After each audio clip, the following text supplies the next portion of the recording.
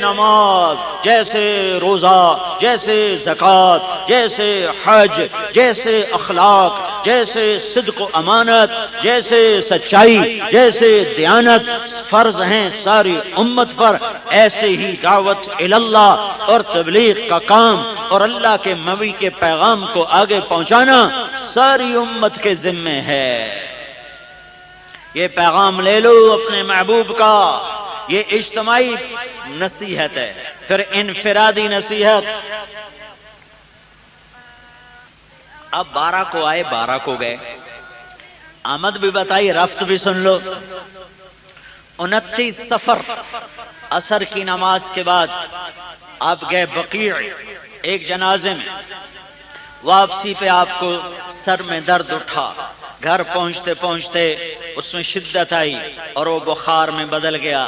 گھر میں اس دن آپ کا قیام تھا، پھر رات تک بخار شدید ہو گیا، اور اگلے دن دوسرے گھر میں گئے، بخار اور تیز، تو آپ نے کہنا شروع کیا کل کس گھر والوں کی باری ہے؟ تو فرماتے جی حفظہ کی باری ہے۔ وہاں پہنچے، فرمایا کل کس کی باری ہے؟ کہا جی میمونہ کی باری ہے۔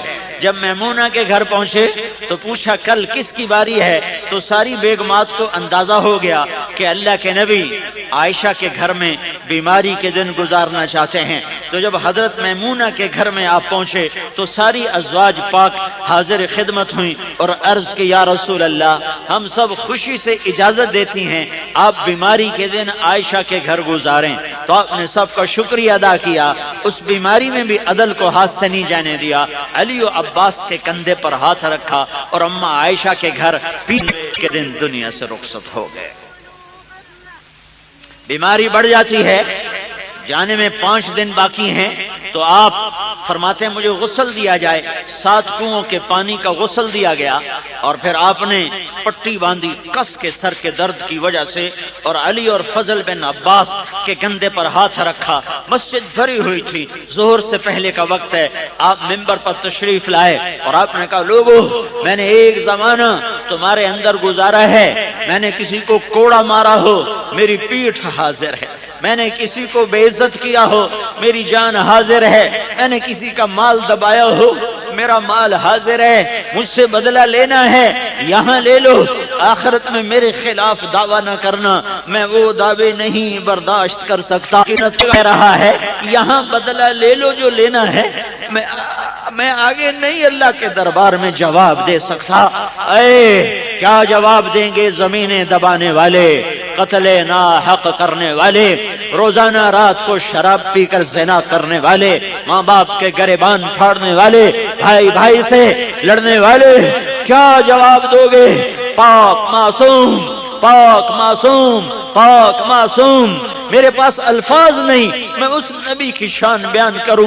وہ پاک معصوم کہہ رہا ہے میں نے ممکن ہے کسی کو کوڑا مارا ہو، میری پیٹھ حاضر ہے، اٹھو مجھے کوڑا مار لو۔ میں نے کسی کو تھپڑ مارا ہو، میرا گال حاضر ہے، اٹھو مجھے تھپڑ مار لو۔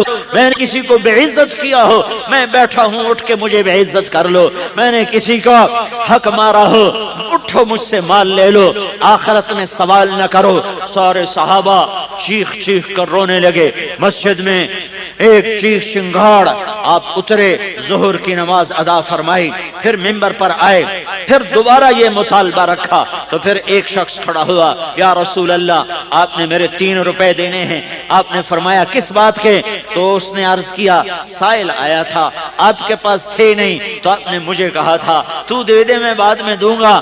آپ نے کہا ہاں مجھے یاد آیا، اور اپنا فضل چچا زاد یہ میرا قرضہ تیرے ذمہ ہے۔ تمہارا نبی کہاں سے قرضے دیتا؟ جس رات کی صبح دنیا سے گیا تھا اس رات اس کے گھر میں ایک چھٹانک تیل نہیں تھا، ایک چھٹانک تیل نہیں تھا کہ اس سے رات چراغ جلتا رہتا۔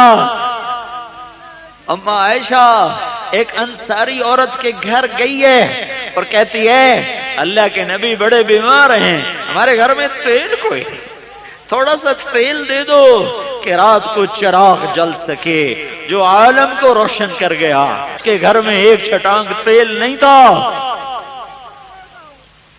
اس لیے فقر اختیار کیا کہ امت کا غریب گلہ نہ دے، اس لیے اولاد کو نیزوں پہ چڑھوایا کہ میری امت اپنی اولاد کے دکھ درد کے مجھے گلے نہ دے سکے۔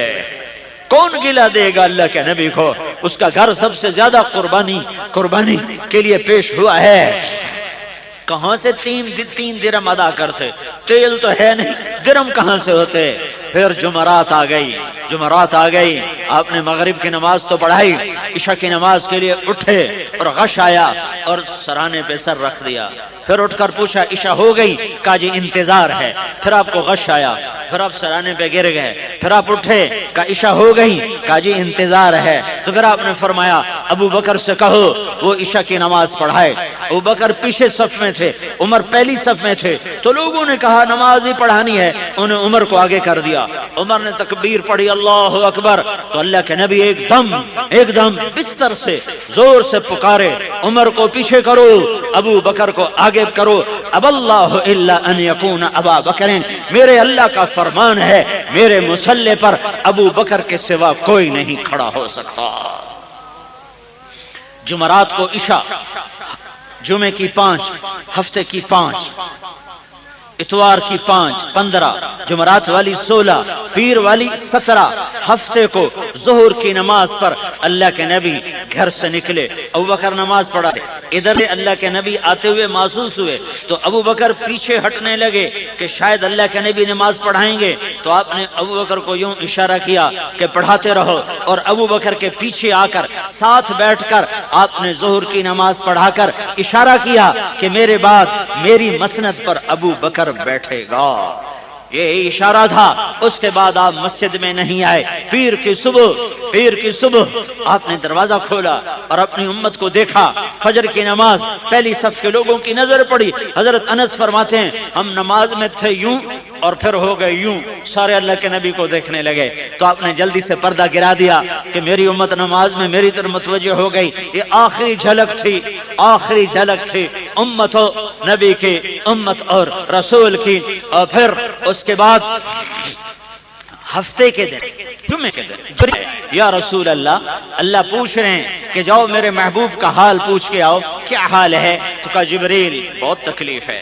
پھر ہفتے کو آئے، یا رسول اللہ نے بھیجا ہے جاؤ میرے نبی کا حال پوچھ کے آؤ، کہ بہت تکلیف ہے۔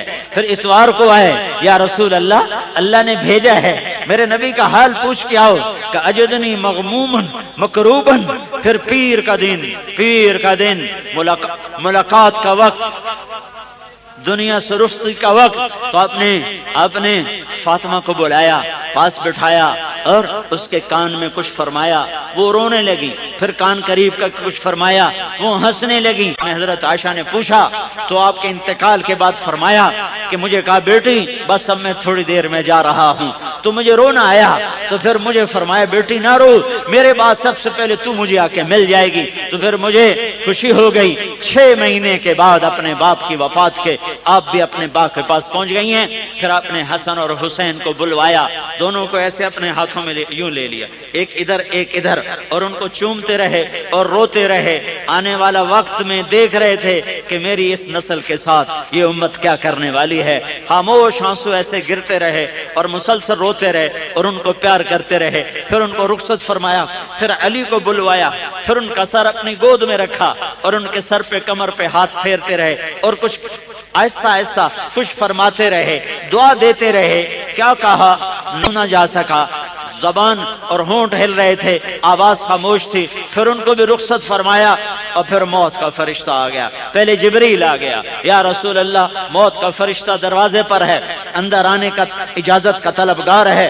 آپ نے کہا اندر آنے دو۔ وہ اندر آیا اور اس کی یا رسول اللہ جب سے موت کا کام میرے ذمے لگا ہے یہ پہلا موقع ہے۔ اللہ نے فرمایا پوچھ کے آنا، پوچھ کے جانا، بن پوچھے نہ جانا، اس لیے میں اجازت لے کر آیا۔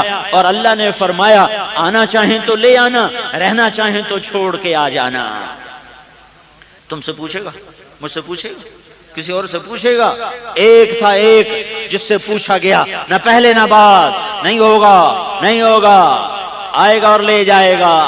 لا تستاخرون عنہ ساعة ولا تستقدمون۔ تو میرے نبی نے فرمایا میں کہوں، میں اجازت دے دوں تو میری جان نکال لو گے؟ کہا جی آپ کی بھی نکال لوں گا۔ تو آپ نے جبریل کو دیکھا، بول تو کیا کہتا ہے؟ تو جبریل نے کہا یا رسول اللہ، اللہ آپ کی ملاقات کا شوق رکھتا، اوپر تیاری، استقبال، سب فرشتے تیار، عرش تیار، آسمان تیار، یہ تو میں سے اضافہ کر رہا ہوں۔ یا رسول اللہ، اللہ آپ کی ملاقات